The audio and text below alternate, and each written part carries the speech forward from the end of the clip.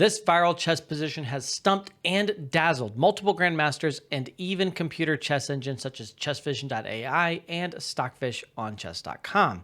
Now, the position was first shared by Grandmaster Kirill Shevchenko on Twitter. He is one of Ukraine's strongest and most talented grandmasters, and he was living in Kiev during Russia's initial invasion, although he is now playing for Romania.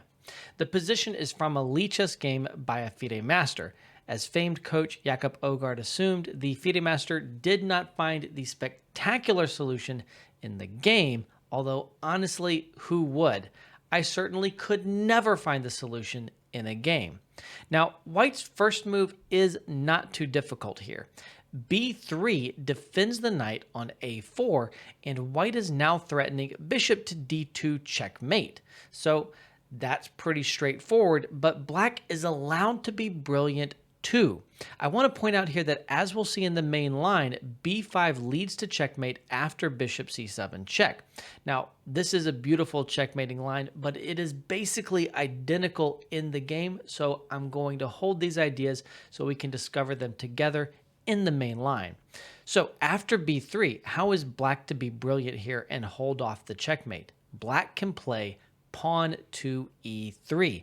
It seems like this doesn't really do anything but discard a pawn, but the point after e3 is that Black has, for a moment, stopped bishop to d2 checkmate, and if f takes e3, Black has time for rook c8, covering that bishop c7 check, and White does not have bishop d2 checkmate here, so Black is going to be able to defend with b5, b4, and after e3, if White tries bishop takes e3, we also no longer have bishop c7 check. So again, b5, critical defensive idea, and the point is bishop d2 is met by pawn to b4.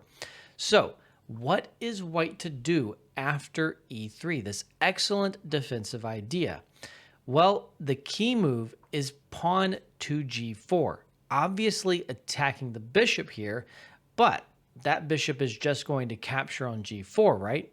Now, first off, bishop takes g4 is the main line, but let's take a quick moment to look at knight takes g4 because this is also pretty, though not so difficult. White can play bishop c7 check here, and I don't want to kind of show the checkmate yet, but this will lead to checkmate, and again, we'll see these lines in the main line. So here, if b6, then White has rook takes d7, which was not possible when this knight was still on f6 because knight takes d7 would defend, but now after bishop takes d7, we have bishop takes b6, and again, this will lead to checkmate, and it's basically identical to the main line. So after g4, Black plays bishop takes g4, and what has White achieved by throwing away a pawn? Well, White's key point is that White is now allowed to throw away another pawn with pawn f3, again attacking the bishop, but obviously, here Black is going to play bishop takes f3 right, accepting the second pawn and also now forking these two rooks. What has White gained by throwing away these two pawns? Well, White has gained the move bishop to g3. This is the fantastic point, and anticipating this is insane. If your opponent does this in a game, I mean, I don't like to throw around accusations, but an accusation seems appropriate. So here with bishop g3, we have gained the idea of bishop to e1 checkmate, and we retain the idea of bishop c7 check. So Black's only defense against this idea of bishop e1 checkmate is pawn to b5. So now bishop e1 check is met by pawn b4. Black is still up a piece. Black is winning the game. So we finally get to this main line that I've been teasing. Bishop c7 check. The king is now forced to b4. Okay, you can block here, but after bishop takes, you've given away a knight and gained nothing. So king b4. And the obvious move for White here is king b2, intending a3 checkmate or c3 checkmate. You can pick. But things aren't quite over yet. Pawn takes on c4, and by eliminating the bishop here, Black has also gained this retreating move, king b5, and then back to king c6. If you throw the pawn checks, then the king just escapes. So what is White to do? Well, it's time for another really brilliant move. We have knight c3.